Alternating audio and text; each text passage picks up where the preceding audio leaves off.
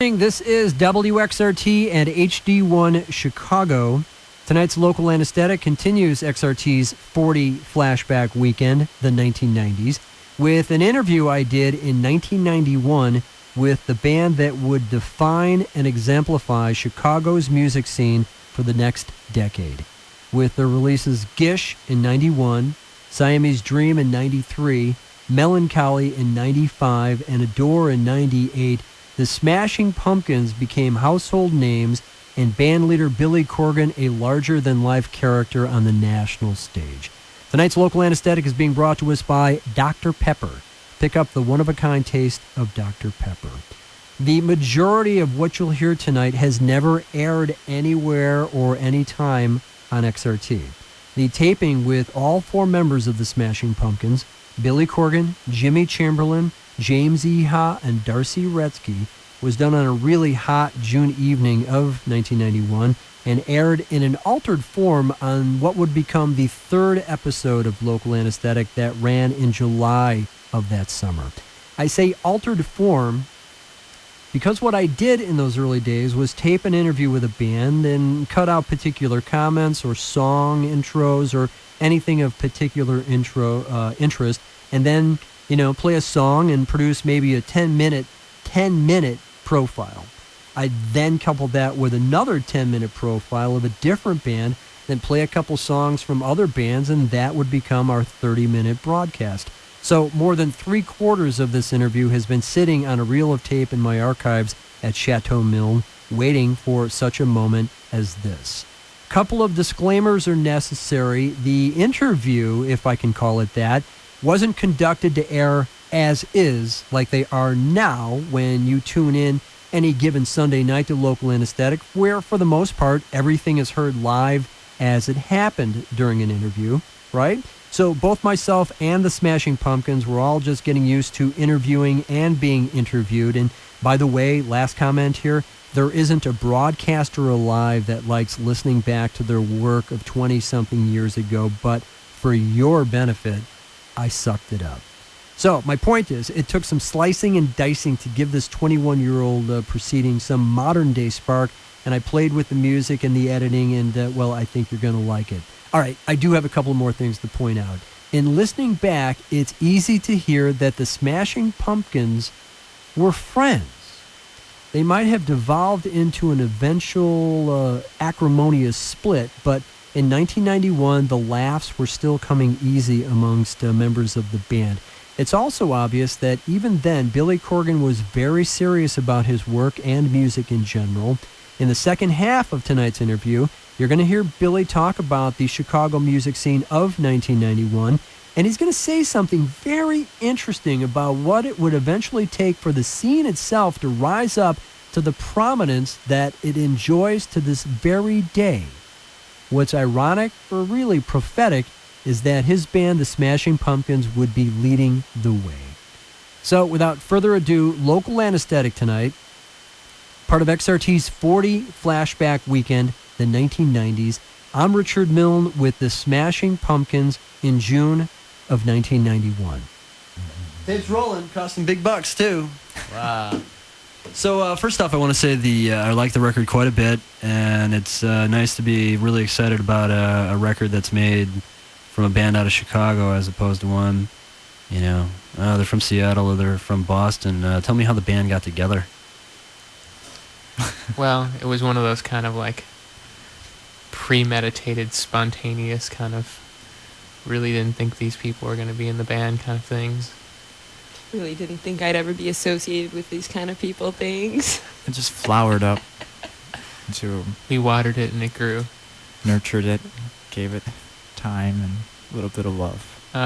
We just kind of fell together. I mean, I was looking to form a band, but it just kind of, everything that I tried to do didn't work, and this was like kind of like the reverse kind of thing. Nobody in the band, people you knew previously? No. Yeah. No. It was just kind of like, oh, I know this guy who plays guitar, and I met Darcy in an argument. Started an argument with her. I never met her before in my life. Talking about the latest Devo record, she liked actually, it. we were arguing Close over. enough. We were arguing over the Dan Reed Network. Oh, God. Is that what they're called? There's a small-known historical fact. Let's not go any deeper into that. That's to say Darcy's a Dan Reed fan. I was only 19. So you're I didn't guitarist? know any better. Dan was gentle with me. Is he a guitarist? Dan Reed? Yeah. Yeah. You know, He's a superstar. Now when I saw he's like the Samoan Bon Jovi. Wow. It's big. that's really mean. That's a really mean way of putting it. It's not very nice at all. Cheese and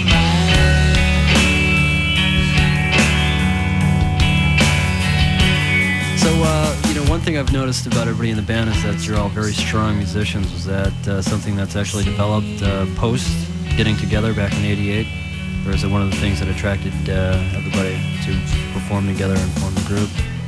I Yes think we've and no. actually regressed since forming. So you used to have skills, but you found that being in Smashing Pumpkins, you don't need them anymore, and they just... No, I think everyone's memory is very bad. The playing has gotten better. I mean, the band was formed on a musical idea, but not because we wanted to get together and show me your Bill Bruford drum lick. I mean, it was definitely like a more personality kind of blend. No, Then I showed him my Bill Bruford drum lick. he's in. And a big lick it was. No, talking to Billy yesterday, he kind of said he's worse for the wear and tear from the making of the album. Is everybody in the band kind of looking for some R&R in Hawaii? It's kind of a trickle-down effect from Billy. When Billy's fried, it kind of works its way down through the network. When Billy's fried, everybody's fried. Vice versa, I guess. We all get kind of bitchy, Can't Say that on the radio. Sure you You'll have to can. edit that. You can edit that. Yeah, but now we're ready to go out and spend another year together. You think there's anything to be gained by a 5-month layoff? No. Anything positive at all? Beyond the rest, it's actually caused problems right now. Yeah. Because you get in this kind of groove, It's like a job or something, You may not like it all the time, but because you're in the flow of doing it, and that's kind of where we're at now. We're having trouble getting back on the track of just the normal process of writing new songs and practicing. The timing of everything is so important too, The right time to release the album, support the album. And unfortunately, Cetera, some of those cetera. things conflict with your natural kind of Sleep rhythm. schedule. Sleep being a priority. Yeah. She's like. So you guys were under a big gun to get the record finished?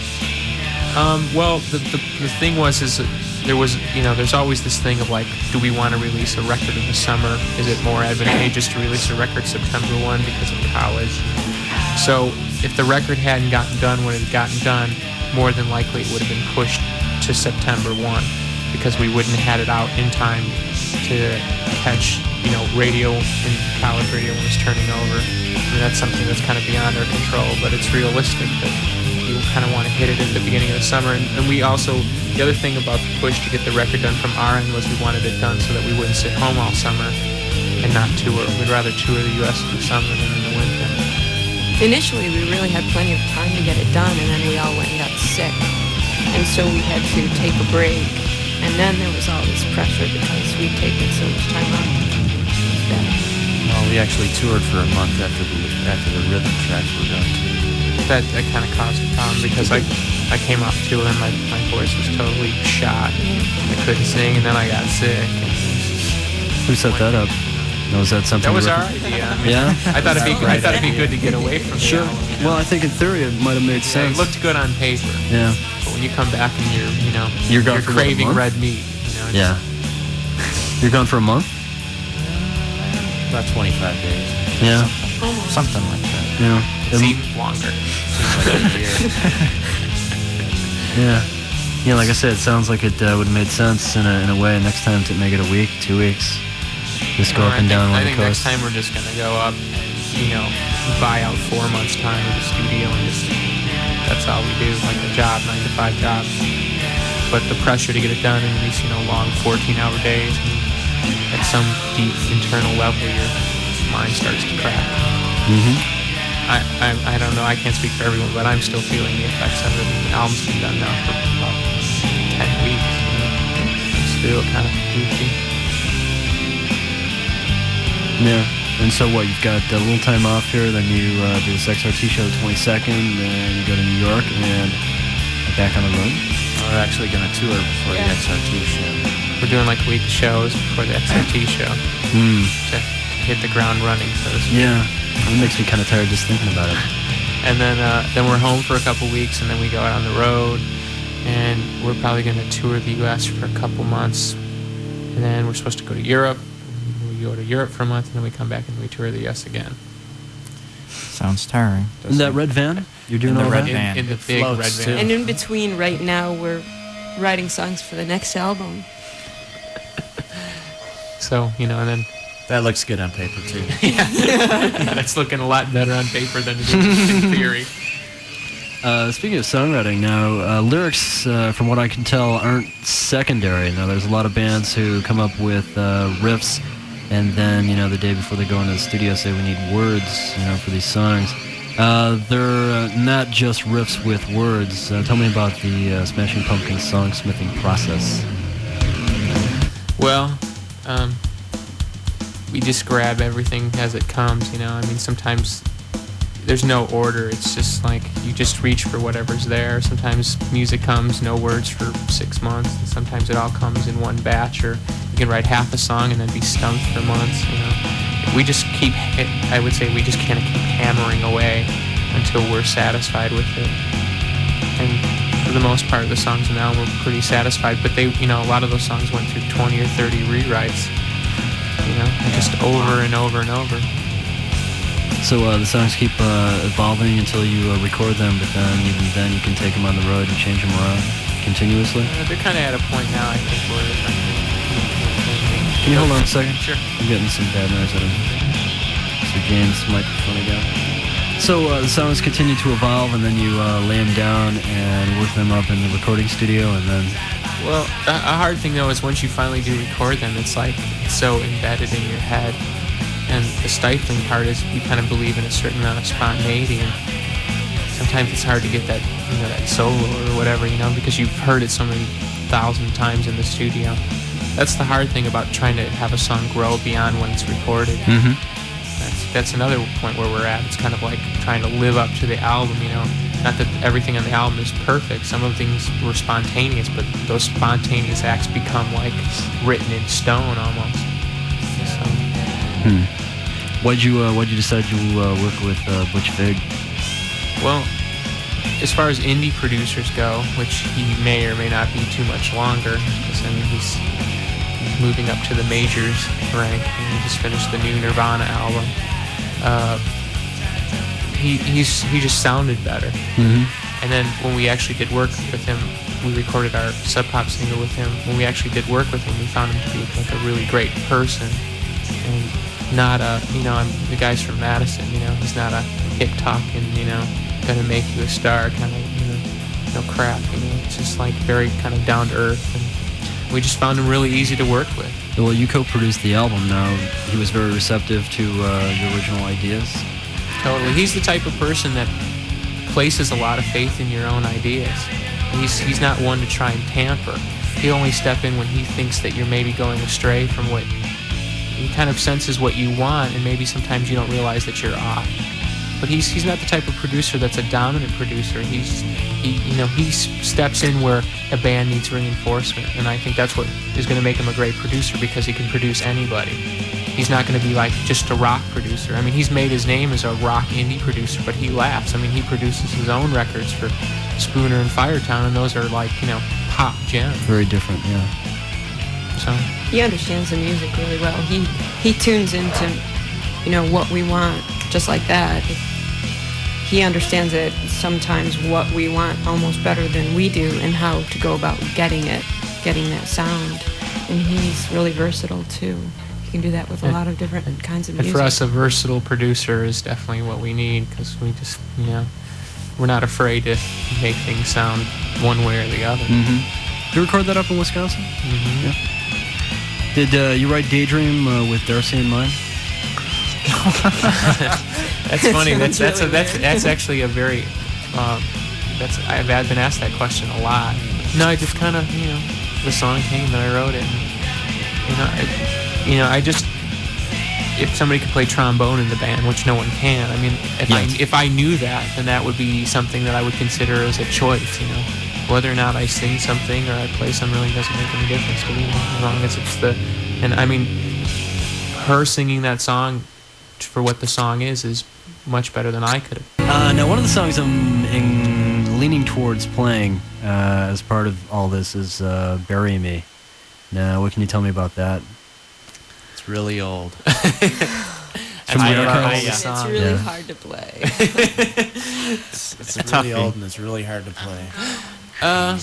Like all my songs, it's about specific things that have turned into kind of ambiguous ideas over time. I mean, at the time, there were certain things that were going on that made me write the song, but I kind of write things in general so that they'll mean other things, you know, just like all my songs are about pain and suppression of pain and more pain. Chained, unchained, unchained. And the ache of pain. Unchin pain. Yes, look for James's secret backwards satanic vocals. Yes, those were recorded backwards. Mm-hmm. We put them through this black box I have. This is James trying to be funny. Just, I need to point that out. Usually we have a sign, you know? Laugh. That's called "Bury Me" from the Smashing Pumpkins' debut, Gish. More previously unheard conversation with Billy Corgan, Jimmy Chamberlain, James E. Ha, and Darcy Retzky from June of 1991 coming up here. This is Local Anesthetic. Tonight's show, part of XRT's 40 flashback weekend, the 90s, with chunks of an interview I did with the Smashing Pumpkins from June of 1991. The majority of which did not make it to the piece I did on the band that aired on Local Anesthetic, episode number 3 from July of that year. One note, Local Anesthetic is off next week, but we'll be back with new Chicago music on July 8th. Tonight's Local Anesthetic has been brought to us by Dr. Pepper. Pick up the one-of-a-kind taste of Dr. Pepper. I'm Richard Milne. I'm not going to go on about the Chicago music scene in 1991, but there was obviously enough cool music being made that I was excited enough to create Local Anesthetic as a way to harness it and showcase those particular bands, like the Smashing Pumpkins, to XRT listeners. It was obvious then that the Smashing Pumpkins were far out in front of being a potential major force on the national scene. Suffice it to say, for now, however, the Chicago music scene wasn't anywhere near what it is today. You guys comfortable being referred to as Chicago musicians or a Chicago band? Musicians or being from Chicago? Neither sometimes. Want to answer that one, Jim? Sure, I don't really think it matters. I mean, we're still a band, whether we're from Chicago or whether we're from anywhere else. I mean, I really don't think it makes that much difference. I mean, even though we're from Chicago, it doesn't mean we sound like every other Chicago band. I don't think you sound like any other Chicago band. Thank you. We'd like to hear that. I mean, I was telling somebody the other day, if we all lived somewhere else, we'd probably be doing the same exact thing. So, I mean, it's not. The band isn't together because we live in Chicago. It's together because. Well, I don't know if that's necessarily the question, though, is it? It's an open-ended question. I don't know if I understand the question anymore. Yeah. What are you asking? Question number 9 I wrote down here. Do you get what you need hanging around in Chicago? Do we get And, if you want to make the question more confusing. Chicago facilitated like the growth of the band because it's big enough to have people to come and see you, but yet it's small enough that, or limited enough that, you can get enough gigs to play and kind of hone what you do. I wish there was more competition. I wish there were more places to play, and I wish there was more excitement. That's the drawback. I mean, we've taken advantage of what exists to get our music out of Chicago, but at some point it's a kind of a disappointment because you go somewhere else and there's so much more excitement and there's so much more genuine enthusiasm about music, and it's just weird. Sometimes you just play and it's like people really aren't there to see a band, but you're playing in a club that there's no other entertainment, but yet they're not really there to see a band. They're just there to there. So I guess my question is, why do you think that is? That Chicago's got that mentality. you know, not to blame everything on the media, but I think it's somewhat the responsibility of the media, if the media deems it important, to create some excitement. And I think the Chicago media, for the most part, although it's gotten better, but I think it's been reactionary to what's gone on. I think it's up to the media sometimes to create some interest beyond the fact that maybe a band's just playing somewhere. You know, there's so much more to music than just gigs and music. Sometimes it's, you know, zany things, or, you know, but you don't really get a feel beyond the music. I think personally that Chicago, as big cities go, is really a very conservative city as big cities go, and it's certain things just aren't as acceptable here. It doesn't promote bands, musicians, artists to really reach out in any other directions that haven't been done before, because people just want what they're comfortable with.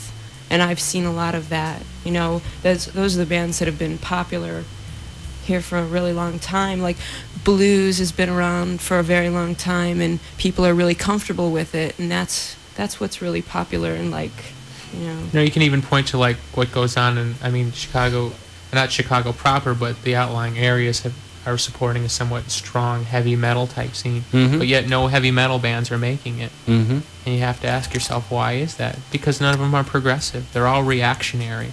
And the majority of bands that you see in Chicago are reactionary. I don't know if that's to blame for the bands not being adventuresome, or the people not be willing to extend into things that are adventuresome. But I think it needs to somewhat start with the media. It needs things that are different need to be promoted almost in a special way, because they are different. We felt at times that because we were different, we were being ignored. You know, it wasn't a matter of whether we were good or bad. It was just that we were different. And if you want to gauge the attention that's been paid to bands that are obviously not breaking any new ground, as opposed to a band that is breaking new ground, there's a lot more press. You know, it's disappointing. And we haven't let it totally bum us out, but at some point you don't feel attached to the city, you know, as a community, because you just don't really feel the support. And not that we don't have people come to see us play, and those people aren't very supportive, but you don't get a communal sense of support. And it definitely doesn't come from other bands.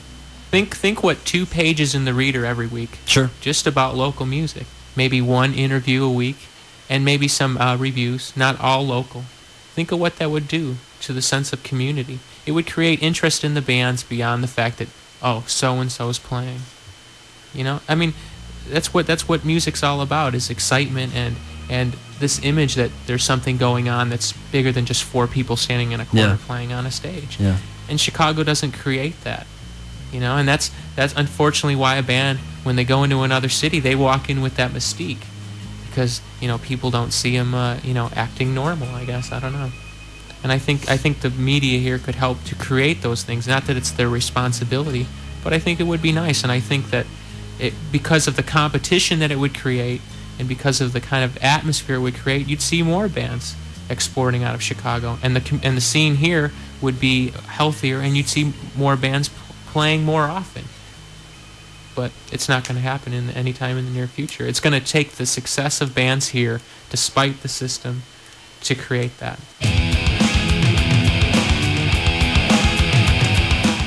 So the guitar sound is very much an essential ingredient, obviously, since you're bringing your own sound man, of the live show and the recording process. What was the question? Don't know. Tell me about the Tell me about the guitar sound. The guitar sound. It's a big one. Really Which loud one? on Big, stage. heavy. That's great. We actually buy all sorts of expensive gear to create that sound. Create those noises. Actually, it's all on tape. We just press a button. It's actually digital processing, believe it or not. But as far as their relationship to the songs, I mean, what are you looking for there? Power, just To be louder than the drums is the guitar section.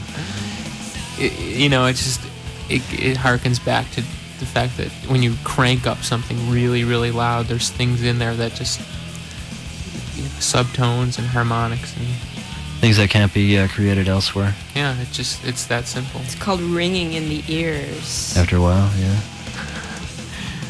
As you can tell, everyone's really into the big guitar sound. Anything else? That's it. Good thing you changed that reel.